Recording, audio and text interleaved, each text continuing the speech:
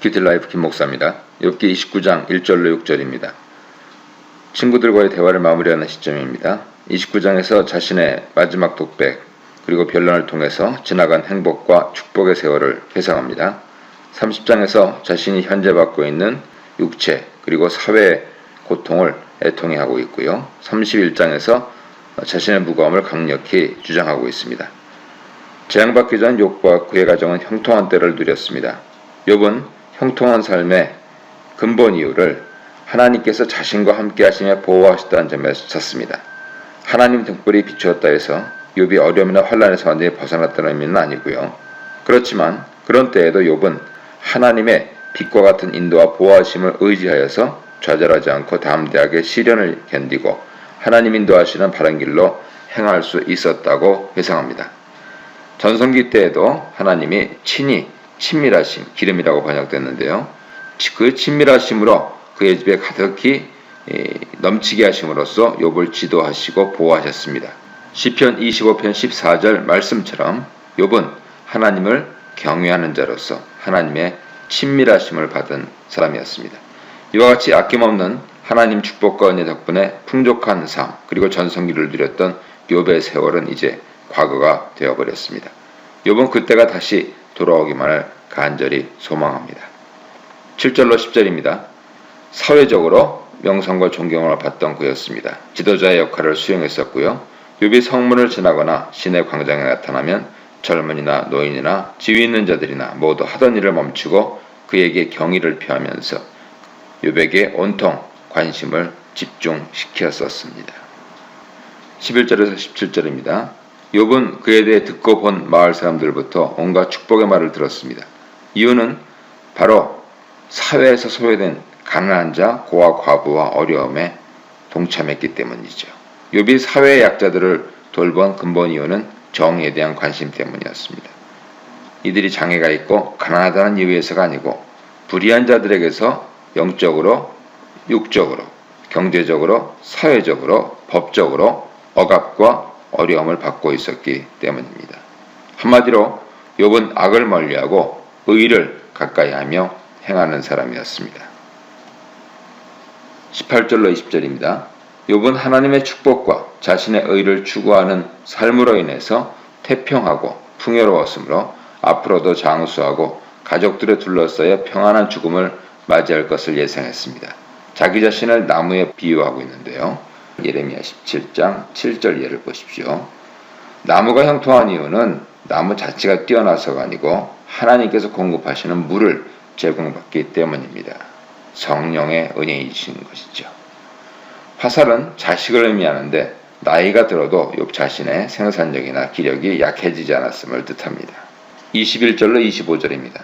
장수, 번영, 자손, 평안 등의 개인적이고 가정적인 축복을 누린 욥은 사회의 여러 사람들에게 의지가 되어졌습니다. 욥은 그들에게 왕과 같은 지도력과 통치력을 발휘했습니다. 권력을 휘두르는 왕이 아니라 백성을 지혜롭게 다스리고 필요한 것을 공급해주고 위로가 필요한 자에게 마땅한 위로를 주는 이상적인 왕과 같았습니다. 욥이 회상한 과거는 여호와를 경외하고 악을 떠난 지혜로운 자의 삶, 바로 그것이었습니다. 큐티라이프 김목사입니다. 욥기 30장 1절로 8절입니다. 욥은 이제 모든 것을 잃고 난 현재 자신의 처지를 돌아보며 한탄합니다. 그러나 이제는 이라는 어구가 9절과 16절에서 반복되어 나옵니다.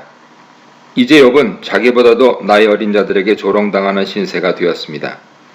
이들은 사회에서 멸시천대를 받는 자들이며 영적으로나 도덕적으로나 인격적으로 아주 수준이 낮은 불황아들입니다.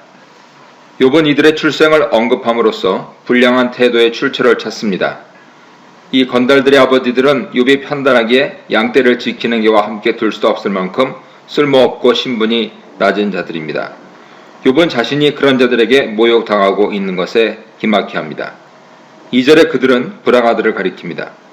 그들의 손은 도울 힘이 없으므로 욥에게 아무런 도움도 되지 못합니다. 이들은 태생이 천하고 미련하고 행실마저 바람직하지 않으므로 마을 사람들은 도둑 내쫓듯이 이들에게 소리를 지르며 마을에서 쫓아냈습니다. 이들은 살아있고 젊으나 가정에서나 사회에서나 사람 구실 못하고 사람 대접 받지 못하는 그러한 자들입니다. 9절에서 10절입니다. 이제는 판도가 바뀌었습니다. 사회에서 멸시천대를 받는 자들이 사회에서 가장 존경받았던 욥의 면전에서 그에 대한 노래를 지어 불러가며 모욕하고 놀려댑니다.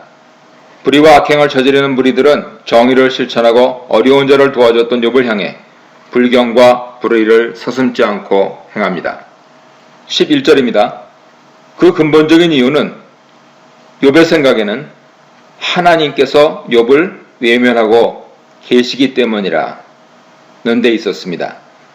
욥은 자신이 늘어진 활시위처럼 기력도 없고 가치도 없어 다 죽게 된 것처럼 느껴졌습니다. 반면 젊은 불황아들은 고삐를 벗어버려 자유로운 몸이 된 소처럼 이리 뛰고 저리 뛰며 제멋대로 욥에게 난동을 부렸습니다. 12절로 15절입니다. 불황아들은 욥을 대적하기 위해 수단 방법을 가리지 않습니다. 불황자들이 겁없이 달려드는 포악한 그러한 행위는 욥을 순식간에 공포로 뒤감기게 했습니다. 그 공포심이 욥에게 있는 품위와 신을 바람처럼 쫓아버렸으므로 욥의 구원을 받거나 형통하게 될 가능성은 구름 지나듯 사라져 버렸습니다. 악인에게 닥칠 두려움과 재앙이 욥 자신에게 닥쳤고 하나님은 그를 외면하셨고 구원의 손길을 내밀지 않으십니다. 욥은 겉보기에 영락없이 악인의 처지 나락으로 떨어지고 말았습니다. 큐티라이프 김목사입니다. 욥기 30장 16절 17절입니다. 마을의 불황아들로 인해서 정신적 고통을 당하고 있음과 동시에 개인적으로 형언할 수 없는 육체 고통으로 말미암아 죽음을 바라볼 지경에 이르렀습니다. 밤과 아픔을 사람처럼 묘사해서 밤이 그의 뼈들을 창으로 찌르고 뼈를 갉아내는 아픔은 잠자리에 들 시간인데도 자지도 않고 여전히 깨어서 자신을 괴롭힌다고 표현하고 있습니다. 18절로 23절입니다. 욥은 자신이 겪고 있는 이 모든 고통이 자신에 대한 하나님의 공격과 핍박 때문이라 생각합니다. 하나님을 그 큰 능력 또는 당신이라고 부르는데요. 그로 부르는 것은 제3자로 하나님을 묘사하는 것이고요. 당신으로 부르는 것은 욥이 직접적으로 하나님을 향해서 자신을 잔인하게 다루고 계심을 항변하는 것으로 볼 수 있습니다. 하나님께서 욥의 옷을 힘껏 움켜쥐어서 옷이 구겨져 변형될 만큼 그의 몸을 쭈그러뜨리심으로 그의 오장육부와 뼈들이 으스러지는 것 같습니다. 욥은 하나님이 자기를 진흙 가운데 던져버리시고 티끌과 재와 같이 취급하셨다라고 한탄합니다. 욥은 이제 답답하고 비참한 심정으로 하나님을 향하여 절규합니다. 하나님은 욥의 존재를 알아보셨음에도 불구하고 마땅한 도움 조치를 취하지 않으셨습니다. 하나님의 공격으로 인해 욥은 이제 죽을 때가 가까웠다고 확신하기에 이르렀습니다. 24, 25절입니다. 욥은 항변합니다.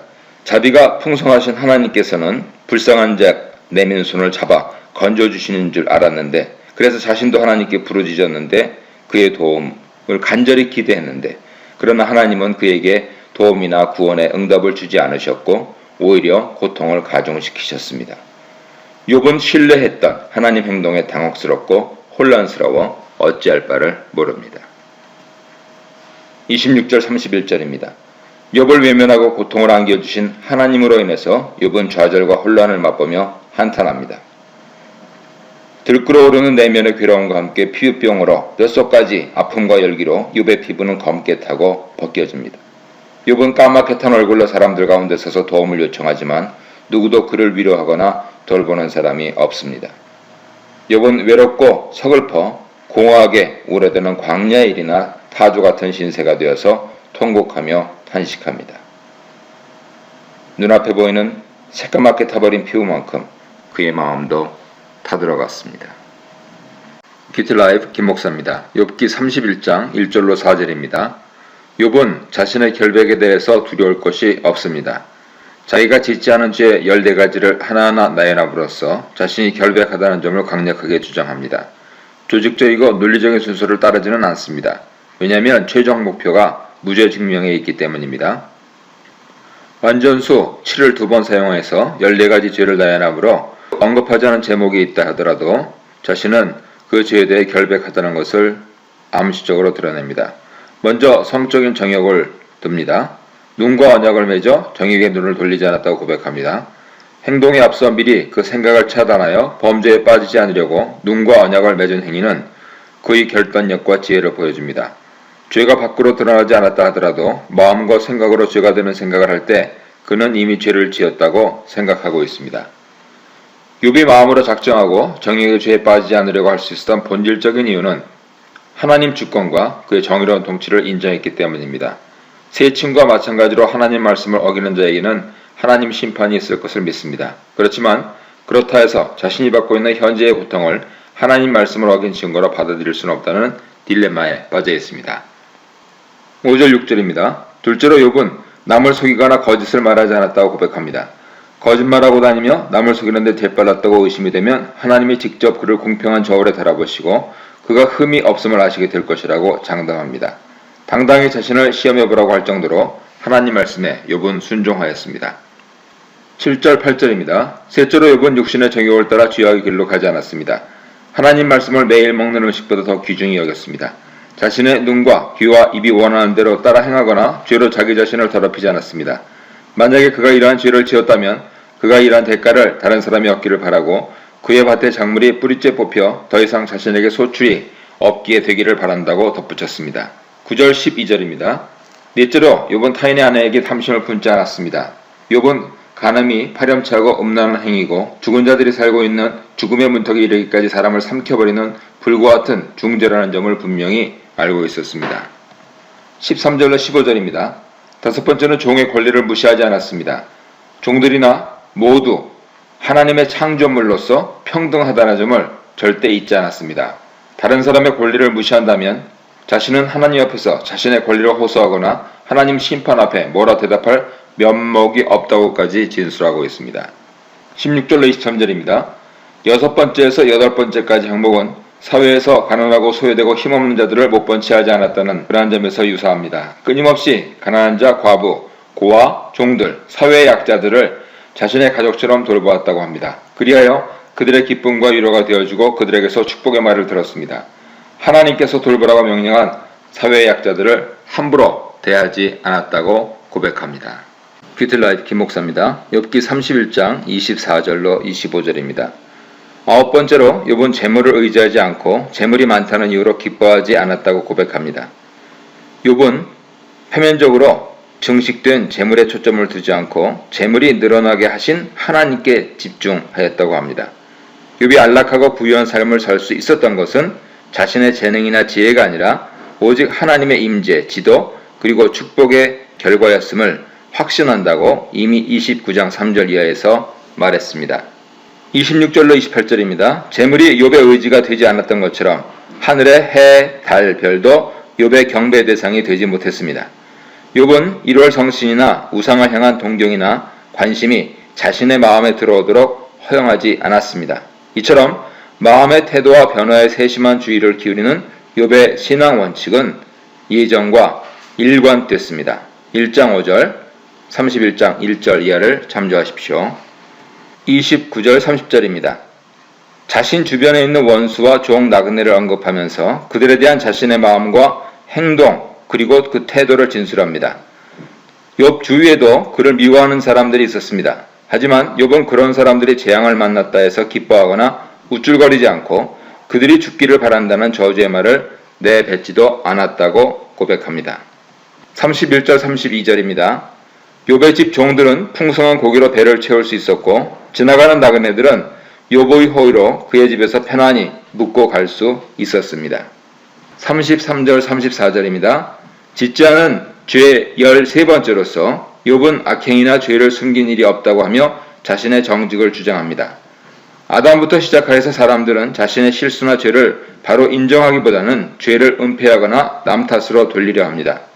대부분 체면, 자존심, 양심 불량으로 인해서 남으로부터 또 비난받는 것을 두려워하여서 죄를 감추려 합니다.